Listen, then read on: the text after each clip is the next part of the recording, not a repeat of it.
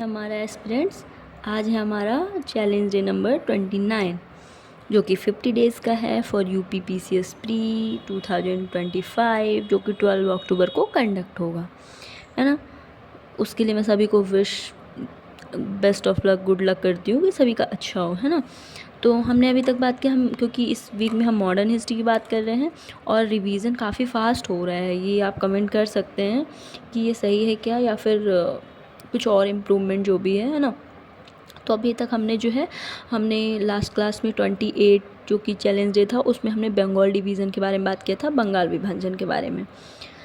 कैसे बंगाल विभाजन के लिए एक प्लान किया गया, कैसे बंगाल को डिवाइड किया गया ताकि उसका इफ़ेक्ट इंडिया की जो पॉलिटिक्स पे पड़े, है ना। उनका पॉलिटिक्स जो है वो पॉलिटिकल अवेयरनेस है उसको वीक किया जाए, है ना। ये सब सारी चीज़ें हमने देखी। उसके बाद कंटिन्यू 1885 में जो है हमने देखा था कि ए.ओ. ह्यूम के थ्रू जो है इंडियन नेशनल कांग्रेस अभी आ चुका था, ठीक है।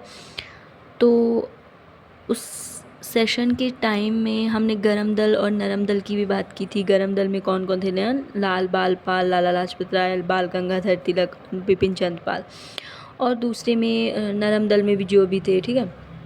यहीं से क्या हुआ, इसी टाइम पे जो कांग्रेस सेशन भी क्योंकि चल रहा था, तो हम देखेंगे कि 1905 में बनारस में हुआ था, जिसके जो चेयरमैन थे वो गोपाल कृष्ण गोखले थे।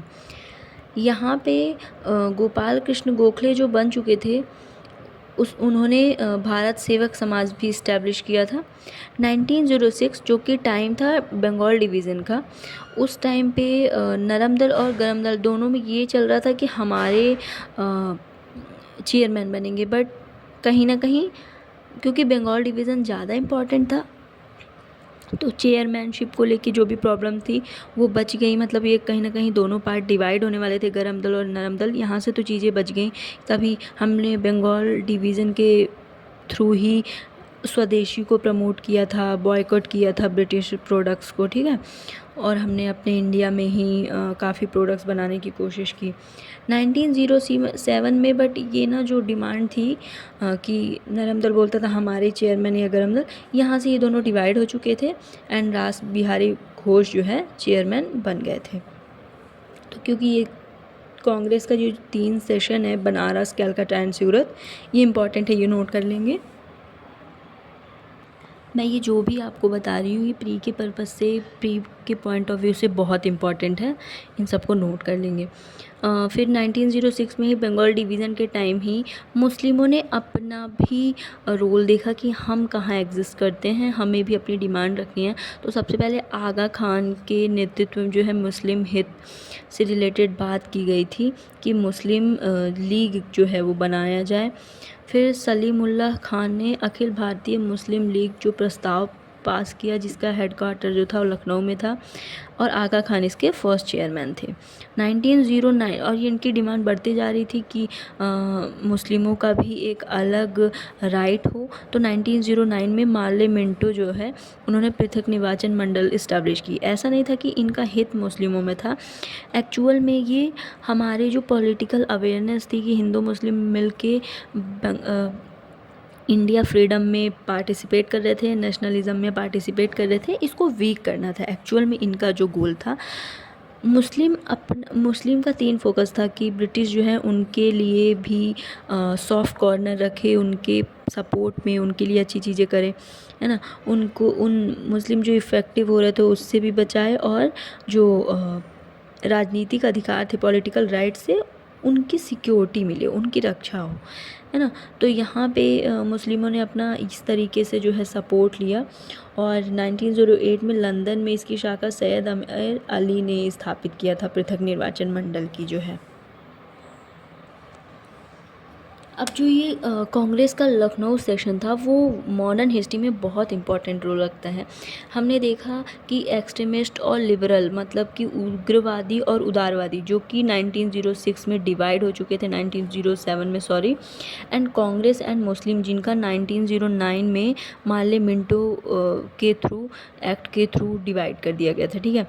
इन दोनों ने इन 10 सालों में ऑलमोस्ट फील किया, क्योंकि 1916 में लखनऊ पैक्ट हुआ था, सेशन हुआ था, तो इन सब ने ये रोल ये फील किया पॉलिटिकल अवेयरनेस के थ्रू कि अगर हमें इंडिया को फ्रीडम देना है तो हमारे लिए यूनिटी ज़रूरी है। कोई भी एक पार्टी अगर पावरफुल है और दूसरी वीक है, उससे इनका कोई भी प्रॉफिट नहीं है। एडवांटेज इस चीज़ का ब्रिटिशर्स ही लेने वाले हैं। सडनली या कोइंसिडेंस बोल सकते हैं कि 1916 में लखनऊ में ही हमारे कांग्रेस, इंडियन नेशनल कांग्रेस और मुस्लिम लीग दोनों ने जो है, आज की कांग्रेस नहीं, वो कांग्रेस अलग थी जो हमारी फ्रीडम फाइटर्स से रिलेटेड थी, तो दोनों सेशन कर रहे थे।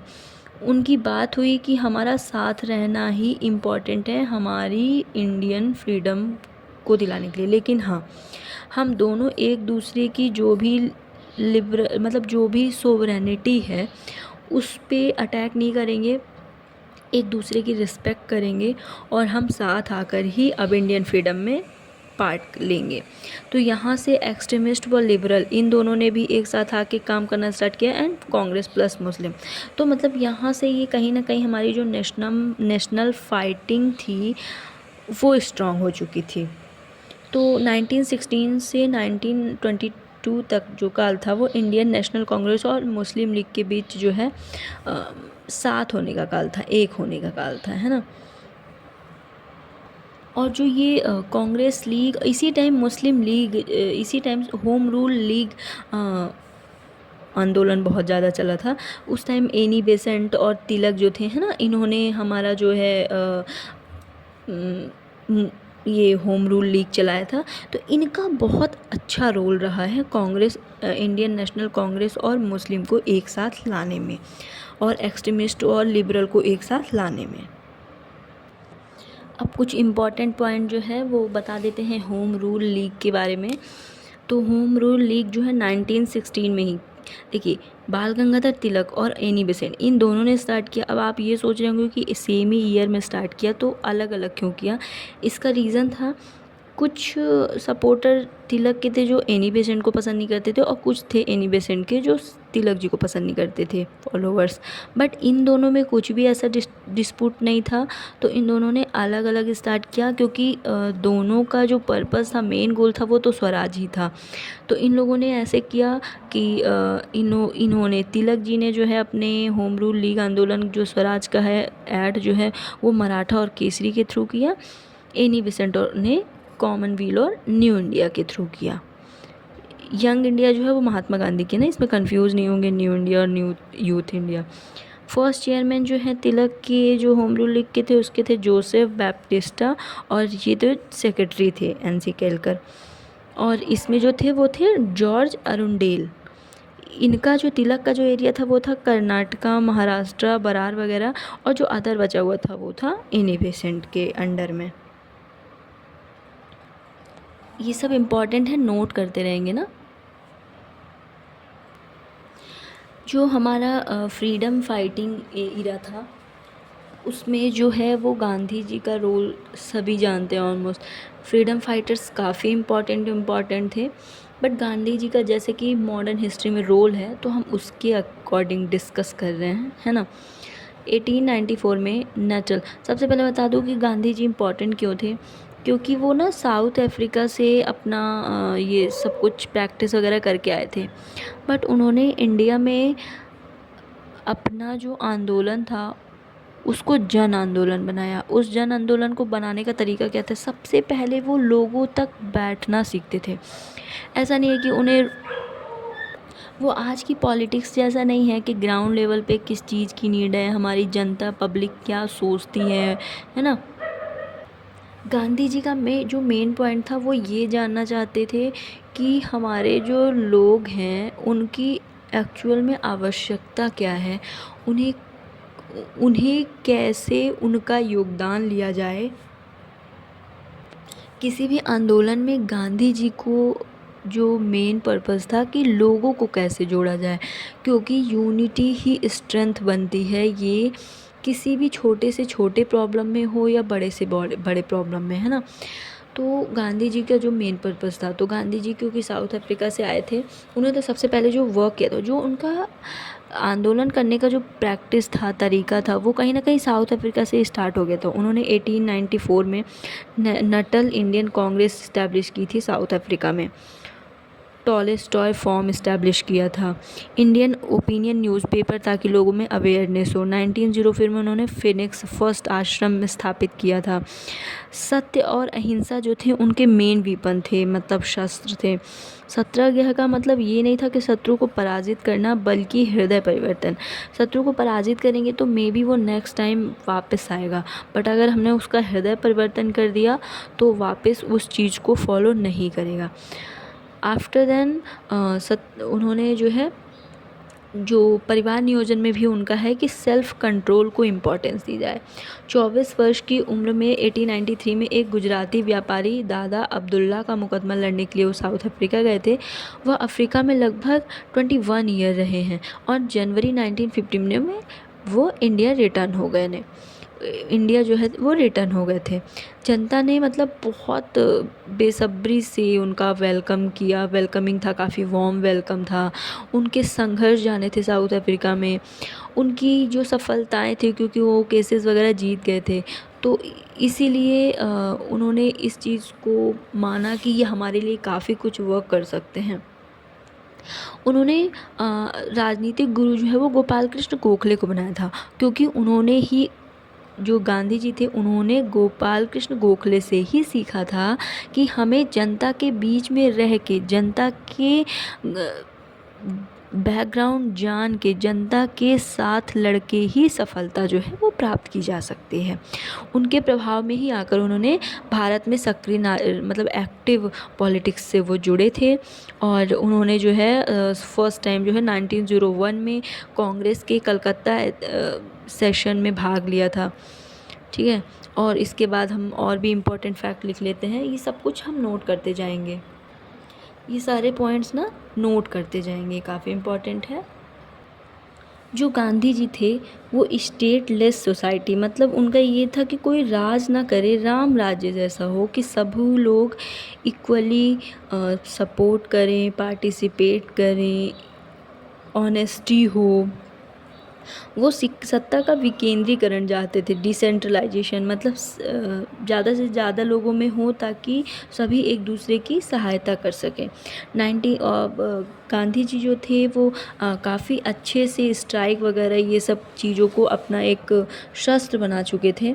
उन्होंने गांधी जी जो हैं उनकी जो विचारधारा थी वो थोरो, रस्किन और टॉलस्टॉय से सबसे ज़्यादा प्रभावित थी, इफ़ेक्टिव थी। गांधी जी ने थोरो से सविनय अवज्ञा आंदोलन किया था। रस्किन से उन्होंने शारीरिक परिश्रम, जो व्रत करना सीखा था, है ना। और टॉलस्टॉय के प्रसिद्ध वाक्य, ईश्वर का राज्य तुम्हारे भीतर है, मतलब ईश्वर जो तुम चाहता है वो तुम्हारे भीतर है, तुम उसे जानो, पहचानो और उसी के अनुरूप काम करो। गांधी जी कहते थे, हरिजन सेवा मेरा जीवन श्वास है, इसलिए इसके बिना मैं एक क्षण भी जिंदा नहीं रह सकता। ठीक है, गांधी जी जो हैं 1970 में फर्स्ट इन्होंने बिहार में सत्याग्रह किया था, जो किसानों से रिलेटेड था। किसानों पे जैसे मैंने बताया था कि बहुत ज़्यादा अत्याचार वगैरह हो रहा था, है ना, बहुत ज़्यादा कर रहे थे। The good of the individual is conditional in the good for all. अगर हम सभी का जो कर रहे हैं, सभी के हित में, व्यक्ति का कल्याण जो है सबके कल्याण में निहित है। हम जानते हैं ना कि अगर किसी एक के स्थान पे 10 का कल्याण करने से कोई चीज़ अगर हम कर रहे हैं, लेकिन उसका जो इफ़ेक्ट है एक की जगह पे 10 का होता है, तो हमें किसका सपोर्ट करना चाहिए, जिससे 10 लोगों का कल्याण हो रहा है ना, तो उस चीज़ को हमें सपोर्ट करना चाहिए। सर्वोदय पे मतलब सबका उदय, the welfare for all of all, the welfare of all. तो इन्होंने उस टाइम पे इम्पॉर्टेंट जो उन्होंने आंदोलन किया था उसमें था, सत्याग्रह किया था, उसमें था अहमदाबाद, खेड़ा और चंपारण। तो जो चंपारण था और खेड़ा था ये तो किसानों से रिलेटेड था, जो अहमदाबाद था वो इंडस्ट्रियल से रिलेटेड था।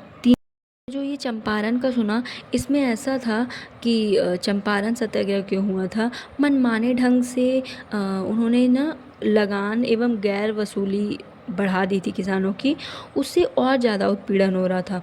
बागान मालिक अवैध वसूली का 25% वापस करने पर राज़ी हो गए, मतलब ठीक, उन्होंने बोला ठीक है हम 25% पे आपको जो है इसका रिटर्न दे देंगे। तो फाइनली महात्मा गांधी को चंपारण आने तथा कृषकों की समस्या जाँच करने के लिए जो है राम कुमार शुक्ल ने इनवाइट किया था। ये क्वेश्चन भी आता है कि गांधी जी को बिहार चंपारण में किसने इनवाइट किया था, तो वो थे राम कुमार शुक्ल जी ने। गांधी जी के सपोर्ट कौन कौन थे? J B Kripalani, doctor Rajendra Prasad, Mahadev Desai, C F Andrews वगैरह, है ना। और जो जिन्होंने गांधी जी का चंपारण में विरोध किया था वो थे एन जी रंगा। यहीं पे गांधी जी को महात्मा गांधी बोला गया था फर्स्ट टाइम। महात्मा जो शब्द है वो रविन्द्रनाथ टैगोर ने दिया था गांधी जी को। चंपारण सत्याग्रह के बाद गांधी जी को जो अगला जो मतलब प्रैक्टिकल था या टेस्ट था वो 1918 में अहमदाबाद कॉटन मिल था। मालिकों और मज़दूरों में प्लेग बोनस को लेकर विवाद में हस्तक्षेप करना पड़ा था। मतलब क्या हुआ था कि इस सारे मामले में जो प्लेग का जो इफ़ेक्ट था उस पर मालिकों ने जो है 20% बोनस देने के लिए एक्सेप्ट किया था, लेकिन इसे ना स्वीकार करने पर मज़दूरों को नौकरी से निकालने की धमकी दी गई थी। जबकि इनका कहना था, मालिक कॉटन मज़दूरों का कहना था कि हमें इससे भी ज़्यादा चाहिए, लेकिन वो धमकी देने लगे थे। मालिकों के इसी व्यवहार को उन्होंने गंभीरता से लिया और मज़दूरों को हड़ताल पर जाने को कहा था। मज़दूरों का उत्साह बढ़ गया था इससे, क्योंकि गांधी जी सपोर्ट में थे। अब ये क्योंकि केस भी लड़ते थे, तो मतलब कहीं ना कहीं हमें एक बहुत स्ट्रॉन्ग सपोर्ट मिल गया है।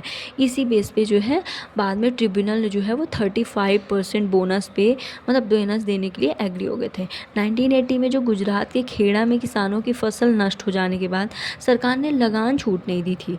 मतलब अगर आपका प्रोडक्शन नहीं हो रहा है तो उसकी बताइए कि अगर हमारे पास इनकम ही नहीं है तो हम लगान कहाँ से देंगे। बट वो इस चीज़ पे एग्री नहीं हो रहे थे, वो भूरा जैसे उगाही स्थगित नहीं कर रहे थे।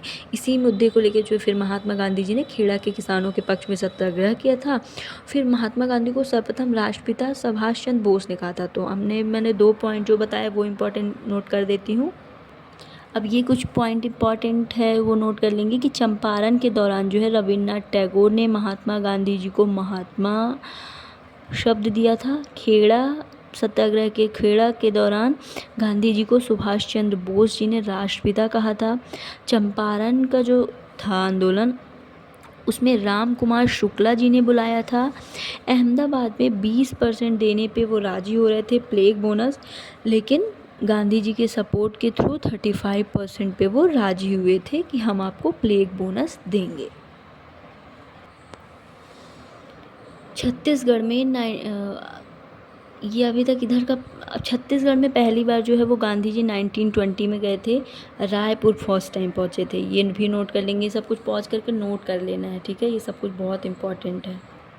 यहीं से गांधी जी के लिए बोला जाता है कि वो मतलब शोषित लोगों के काफ़ी सपोर्टर थे। मतलब जो शोषित होते हैं उनके लिए बहुत कुछ करते थे। फिर उन्होंने कहा जो स्वभाव था ध्यान में रखते की जानी चाहिए। मतलब जो प्रत्येक कोई भी कंट्री है तो उसकी जो अर्थव्यवस्था है, इकोनॉमिक कंडीशन जो है, वहाँ की क्लाइमेट, वहाँ के लैंड एरिया, वहाँ के लोगों के नेचर के थ्रू जो है वो डिसाइड करनी चाहिए, है ना।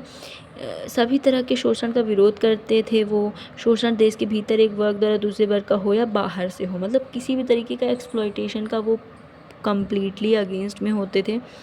और फिर उनका जो है 30 जनवरी 1948 को नाथूराम गोडसे जिन्होंने गांधी जी को गोली मार के उनकी डेथ हो गई थी। अब गांधी जी के बाद हम ये शॉर्ट फॉर्म पढ़ रहे हैं, जितने भी इम्पॉर्टेंट पॉइंट्स हैं एक्चुअली में मैं आपको वो नोट करा रही हूँ। फिर हम असहयोग आंदोलन वो सारी चीज़ें भी करेंगे। ये गांधी जी का क्योंकि एंट्रेंस था इंडिया में, तो उस टाइम पे उन्होंने कौन कौन से योगदान दिए वो सब कुछ ये भी बहुत आता है कि मतलब किस बेस पे असहयोग आंदोलन हुआ था, खेड़ा क्यों हुआ था, चंपारण क्यों हुआ था। तो ये स्टार्टिंग के पॉइंट्स हैं। फिर हम किसान आंदोलन, किसान सभा, ये सब कुछ 1 बाय 1 पढ़ रहे हैं, इसीलिए ताकि कन्फ्यूज़न ना हो और पॉइंट टू पॉइंट पढ़ सकें। ये सब जो है वो अहमदाबाद तो जो है इंडस्ट्रियल से रिलेटेड सत्याग्रह या आंदोलन था। लेकिन हमारा खेड़ा और चंपारण जैसे ही गांधी जी का सपोर्ट जो है मिला, किसान कहीं ना कहीं अपने को भी पावरफुल स्ट्रेंथ फील करने लगे कि वो भी अब अपने अगेंस्ट जो भी उन पे एक्सप्लॉयटेशन हो रहा है, शोषण हो रहा है, वो इनके अगेंस्ट जो है आवाज़ उठा सकते हैं। तो उसी से रिलेटेड फिर जितने किसान आंदोलन हैं, जितने इम्पॉर्टेंट होंगे, फैक्ट होंगे, मैं वो आपको नोट करा देती हूँ। अब ये जो किसानों से रिलेटेड आंदोलन थे, तो ये नोट कर लेंगे कि 1918 में यूपी किसान सभा की स्थापना हुई। इंद्र नारायण द्विवेदी ने की थी, गौरीशंकर मिश्र एंड मदन मोहन मालवीय ने मिलके की थी। 1920 में प्रतापगढ़ में अवध किसान सभा की स्थापना की गई थी। बिहार में प्रांतीय किसान सभा संस्थापक कौन थे? सहजानंद सरस्वती थे। यहाँ पे मेन पर्पस था जमींदारी प्रथा उन्मूलन, कृषक मालिकाना हक दिलाना, कृषकों को मालिकाना हक दिलाना। 1936 में लखनऊ में अखिल भारतीय किसान कांग्रेस इस्टेब्लिश की गई थी। चेयरमैन थे इसके स्वामी सहजानंद थे। अच्छा, ये इम्पॉर्टेंट बहुत है, ये सब कुछ ना नोट कर लेंगे, ऐसा नहीं है कि मैं कुछ भी बता रही हूँ, सॉरी आपको, मैंने एग्ज़ाम दिया हुआ है, मैंने यूपीपीसीएस का यूपीएससी का एग्ज़ाम दिया है, तो उसमें ये बहुत इंपॉर्टेंट रहता है कि आपको ये फैक्ट बहुत पता होने चाहिए। अगर आपको एलिमिनेशन मेथड आता है बट अगर आपको कॉन्सेप्ट क्लियर है, फैक्ट नहीं होगा। अभी आप देखिएगा कि कम से कम एक एमसीक्यू में ना वो 4 पॉइंट वाला टाइम गया, वो 5 to 6 पॉइंट देते हैं, 2 से 3 ऑप्शन करेक्ट है, 5 to 4 ऑप्शन करेक्ट है ना, ऐसा। तो अगर आपको फैक्चुअल नहीं होगा तो फैक्चुअल नहीं हो पता होगा तो कॉन्सेप्ट बेस पे नहीं कर पाएंगे, और अगर कॉन्सेप्ट पता है फैक्चुअल नहीं पता है तो भी नहीं कर पाएंगे। तो आपका ये दोनों पता होना बहुत इंपॉर्टेंट है। और आई थिंक कॉन्सेप्ट जो है ना वो एक बार क्रिएट हो जाएगा, लेकिन फैक्चुअल थोड़ा ज़्यादा इंपॉर्टेंट हो जाता है याद रखने, लॉन्ग टर्म तक याद रखने के लिए। तो इस पर फोकस करेंगे। पीएससी में जनरली फैक्चुअल बहुत इंपॉर्टेंट होता है। 19 अच्छा, मैं कोशिश कर रही हूँ कि आपका बिल्कुल भी टाइम लॉस ना हो, क्योंकि ये रिवीजन क्लासेस हैं, तो मैं ये होप करती हूँ कि आपने पढ़ा होगा, और ये रिवीजन क्लासेस है तो फास्ट कंप्लीट करना है, पर्पस है मेन। उसके अलावा इसके इस रिवीजन मतलब आफ्टर 50 डेज़ जो चैलेंज है उसके बाद हम ना सब्जेक्ट वाइज अच्छे से कॉन्सेप्ट भी बनाएंगे। बट अभी मेरा मेन पर्पस है कि आपका विदाउट टाइम लॉस किए जो है मैं ज़्यादा से ज़्यादा आपको फैक्ट प्रोवाइड कर सकूं। 1921-22 ए का आंदोलन पिछड़ी जाति से रिलेटेड था। सेंटर था इसका हरदोई, बाराबंकी, बहराइच, सीतापुर, यूपी से रिलेटेड एरिया है। जमीन इसका मेन पर्पस क्यों ये ऐसा किया गया था कि ज़मींदारों द्वारा लगान बढ़ोतरी की गई थी एंड उपज लगान वसूल प्रथा जो थी वो 50% से अधिक थी। 1928 में कृषक आंदोलन नेतृत्व जो है वो वल्लभ भाई पटेल ने किया था, जिसे आज बारदोली सत्याग्रह के नाम से भी जानते हैं। 1946 प्रांतीय किसान सभा जिसने तिभागा आंदोलन जो है स्टार्ट किया था। ये सब कुछ पॉज करके नोट करते जाएंगे। तो आज की क्लास के लिए बस इतना ही for today. Thank you so much. और जो भी आप सजेशन देना चाहते हैं वो आप दे सकते हैं, और मोस्टली आपको फैक्ट्स ना शॉर्ट्स में भी बहुत ज़्यादा मिल जाएंगे। शॉर्ट्स में आपको मैप के थ्रू भी बहुत कुछ जानने को मिल जाएगा, तो सपोर्ट करें। Thank you so much.